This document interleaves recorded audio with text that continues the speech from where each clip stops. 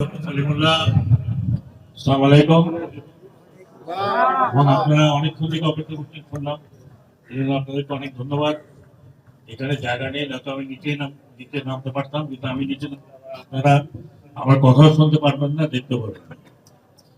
আমার প্রথম কথা হচ্ছে যে আমি যেটা সলিমুল্লাহকে বলেছি যে আমাদের দেশের প্রান্তিক অঞ্চলে যদি উন্নতি না হয়, ন্যূনতম যোগাযোগ ব্যবস্থা যদি সঠিক না হয়, তাহলে আমাদের ঢাকায় মেট্রো রেলে চড়ে কোনো লাভ নেই। এবং সেখানে আমরা এয়ার কন্ডিশনের মেট্রো রেলে চড়লাম না, আন্ডারগ্রাউন্ডে গেলাম না, ওভারপাসে গেলাম, যদি এখানকার লোক দুর্যোগপূর্ণ অবস্থাতেও তারা তারা মূল ভূখণ্ডের সাথে যোগাযোগ করতে না পারে। আমি নিজে এখানে, আপনারা অনেকেই হয়তো জানেন না, আমি মাথায় বাড়ি থেকে স্পিড বোটে আসছিলাম, সেই স্পিড বোট মাঝপথে ঝড়ের মধ্যে পড়েছে। এটা না মান্থ অফ নভেম্বর, ঝড়ের মধ্যে পড়াতে আমি এখানে এসে দাঁড়িয়েছি। এখানে তখন অনেক স্পিড বোট দেখলাম, ভিজতে ভিজতে লোকজন আসছে, মহিলারাও ভিজতে ভিজতে আসছে। তখন থেকে অনেকদিন থেকে আমরা পরিকল্পনা করছিলাম আমরা এখানে, আমি নৌ মন্ত্রণালয় আসার পরের থেকে আমি বিআরডব্লিউটি চেয়ারম্যান, তৎকালীন বিআরডব্লিউটি চেয়ারম্যান সবাই সাথে কথা বললাম যে এখানে কেন করা যায় না, কেন করা যায় না। এটা হলো আপনাদের বলি, গত অনেকগুলো বছর, আমার মনে হয় 30, 40, 50 বছর এখানে মাফিয়া চক্র কাজ করছে, যারাই এখানে রাজনৈতিক নেতৃত্ব ছিলেন, তারা এখানে মাফিয়া চক্র তৈরি করেছেন। সেই মাফিয়া চক্রের কারণে আমার 8 মাস লেগেছে আপনার এখানে আসার জন্য। এখন পর্যন্ত আপনারা যেটা আমাকে বললেন যে আমরা এই যেটি থেকে চালানোর কথা 6 নম্বর যেটি, সেটা আমরা ড্রেজিং করতে পারছি না। আমরা ড্রেজারটা তো তৈরি আছে, ড্রেজিং করতে পারছি না, কারণ ওখানে ড্রেজার ম্যাটেরিয়াল যেখানে ফেলবো সেটা মামলা করে ফেলছি। মামলাতে স্টে অর্ডার আছে, আমি অলরেডি বলেছি যে আমরা অ্যাটর্নি জেনারেলের সাথে আলাপ করে স্টে অর্ডার ভেকেট করব। আপনারা মনে কিছু করেন, আমার বাড়ি বরিশাল, বরিশাল এবং এই অঞ্চলের লোক মামলাবাজ, কিছু হলেই মামলা। আমি নিজে ভুক্তভোগী, কাঁঠাল গাছ ছিল বলে এটা এখানে অনেক ইউনিট আমরা ইলেকশন বন্ধ করতে পারি। কাঁঠাল গাছ কার, এই ইউনিট মামলা 17 বছর ধরে মামলা চলছে, ইলেকশন হয়নি। তারপর আমাদের অনেক কষ্ট করে ভেকেট করা। এই ঘাটের জন্য যখন বললাম, এটা বলে জেলা পরিষদের মামলা, জেলা পরিষদ থেকে ছুটালাম, তারপর বলে ইজারাদার মামলা। এখন ইজারাদারও মামলা করছে। আমরা শুধু জায়গায় এই ইজারার যে তৎপরতা ভাঙতে যাচ্ছি, তারা গিয়ে মামলা করে দিয়েছে, এখানে না, অন্যান্য জায়গায়। তো ব্যাপারটা হলো যে আমরা উন্নতি করতে চাই, কিন্তু ব্যক্তি স্বার্থ এদেশে এত বড় যে ব্যক্তি স্বার্থের কারণে আমরা সময় মতো কাজ করতে পারি। আমি এই আপনাদেরকে অনেক ধন্যবাদ জানাচ্ছি যে আপনারা অনেকক্ষণ থেকে আছেন। এটা শুরু হলো মাত্র। আমি জানি যে এখানে হয়তো একটা ফেরি দিয়ে বা একটা সিস্টার দিয়ে চলবে না, কিন্তু আমাদের কাছে তো অনেক ডিমান্ড আছে। আমরা যেমন কুতুবদিয়ার কথা বলি, কুতুবদিয়ারও লোক চাচ্ছে, কিন্তু আমার কাছে এটা উঠিয়ে নিয়ে আসা আরেক জায়গায়। আমি যখন চাপাচাপি করলাম, কাজে আমার যে এখন ওই অবস্থায় নাই যে আপনাদেরকে আমরা 2টা ফেলে দেবো, কিন্তু কিছু আমাদের বড় ধরনের চিত্রা তৈরি হচ্ছে, সেগুলো আমরা এই বছরের শেষের দিকে পাবো ইনশাল্লাহ। এটা আপনাদেরকে এখানে 2টো হবে। দ্বিতীয় জিনিস হচ্ছে, এটা ইম্পর্টেন্স এই জন্য আপনাদের জন্যই তো হবে তা না, এখানে মাথার বাড়ি আছে, মাথার বাড়ি এখন ডিপসি পোর্ট হচ্ছে, সেখানে যাতায়াত এই অঞ্চলে যাতায়াত না হলে সেখানে যাতায়াত অসুবিধা। আমরা রাতে চলাচলের জন্য নদী মার্ক করে দিচ্ছি, যাতে রাতেও চলাচল করতে পারে, কারণ এখানে তো নদী মার্ক করা নেই। নদী মার্কিং হলে পরে এটা দিন এবং রাত 10টা, 11টা, 12টার মধ্যে চলতে পারে।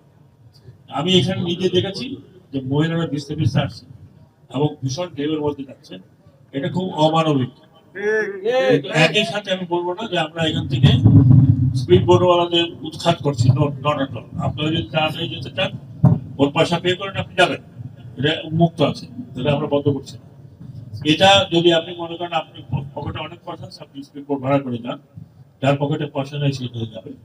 আমাকে বলা হয়েছে, আমি খোঁজ নিয়ে দেখলাম যে আমাদের 50 টাকা হচ্ছে, 50 টাকা হচ্ছে আমাদের নিম্নতম ছিল, বিএডব্লিউটি ছিল, তাও সর্বনিম্ন আমি সর্বনিম্ন যেটা নির্ধারণ করে দিয়েছি সেটা আপনাকে বলে যাচ্ছি 30 টাকা। বুনিয়াছড়া 6 নম্বর ঘাট থেকে 5 টাকা বেশি হবে আর একবারে 5 টাকা ওয়ান টাইম। ঘাটের যেটা আগে আপনারা দুবার দিতেন, এই দিকেও দিতেন, ওই দিকেও দিতেন, এখন একবার 5 টাকা। এর যদি নিচে আমি আমার সামর্থ্য নাই, আমি পারলে ফ্রি করে দেই, কিন্তু তা তো হবে না। আপনাকে ফ্রি করলে আমাকে সারা দেশে ফ্রি করতে হবে।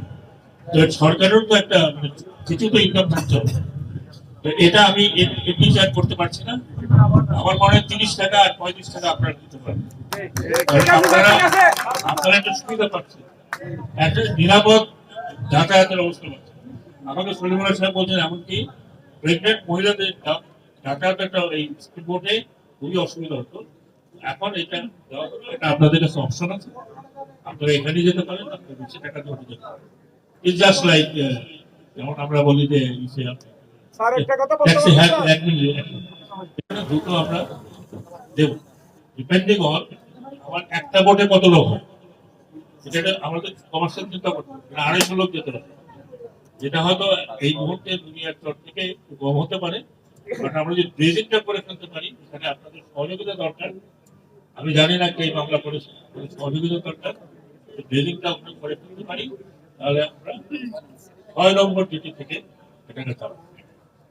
আর বাকিটা যা আছে আমার স্বার্থ মতো যা করা প্রয়োজন, ডেফিনেটলি আমি শুধু আপনাদেরকে না সর্বোচ্চ করার চেষ্টা করছি। জি আমি বলতে চাচ্ছি যদি আপনারা, আমার কোনো আপত্তি নেই, এগুলি করতে পারলে ভালো হয়। আর মহিলা রোগীদের জন্য সিএম বলেছে, আমার নাম রুহুল কাদের বাবুল, আমি কক্সবাজার সাইড থেকে সেক্রেটারি। আচ্ছা রুহুল কাদের সাহেব, আমার কোনো সমস্যা নেই। আমি এখানে ব্যবসা করতে আসিনি যে আমি চালাবো আর কেউ চলতে পারছি, বুঝতে পারছেন? আপনি যদি লজ মালিকরা আছেন, তারা যদি চালাতে চান, তাহলে তারা রুট পারমিট নেবে, রুট পারমিট দিয়ে দেবে। চেয়ারম্যান এখানে আছে, রুট পারমিট দিয়ে দেবে, চেয়ারম্যান আমার সাথে আছে, তো রুট পারমিট দিয়ে দেবে, কোনো অসুবিধা নেই। তারা যদি 50 60 15 দিন নিয়ে যায়। কিন্তু একটা কথা বলি, তাদের কিন্তু মানে ইন্সপেকশন হইতে হবে যে তারা চলাচল যোগ্য লঞ্চ কিনা। কারণ যদি একটা আল্লাহ না হোক কোনো অ্যাক্সিডেন্ট হয়, তখন এটা দায় দায়িত্ব আর কেউ নেবে না, যদি তার সার্টিফিকেট না থাকে। কথাটা আমাকে বুঝতে পারছেন? সরকারের যে নিয়ম আছে, সার্টিফিকেশনের পরে আমার কোনো আপত্তি নেই। আমরা কোনো রেস্ট্রিকশন দিচ্ছি না, আমরা তো এটাকেও বলি এখন কিছু নাই, আগেও ছিল না, আমি ভুল করতেছি। স্যার এখন যখন এটা চলছে, হ্যাঁ আমরা সবগুলোর ফিটনেস টেস্ট দেখবো, ফিটনেস সার্টিফিকেট আছে কি নাই। পর্যটকদের জন্য স্যার 20 টাকা করে 40 টাকা নেওয়া হয়। ভাই ব্রিটিশ কোথা হবে, আমার কিছু টাকা লাগবে।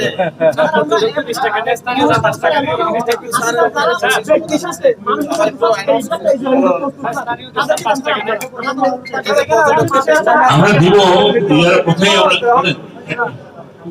চেঞ্জ করতে গিয়ে তো এখন মামলায় করেছি। এই মামলাগুলো যখন উদ্র হবে, তখন আমরা একটা প্রসেস চেঞ্জ করবো। আমরা একই ব্যক্তিকে সে যে জীবনভর ইজারা নেবে এরকম দিচ্ছে, যেগুলো বলেছি 5 টাকা ওয়ান ওয়ে। আগে ছিল আপনারা 5 টাকা এখানে দিতেন, আবার 5 টাকা নেওয়ার সময় দিতেন, সেটা হবে না। একটা টিকিট করবেন।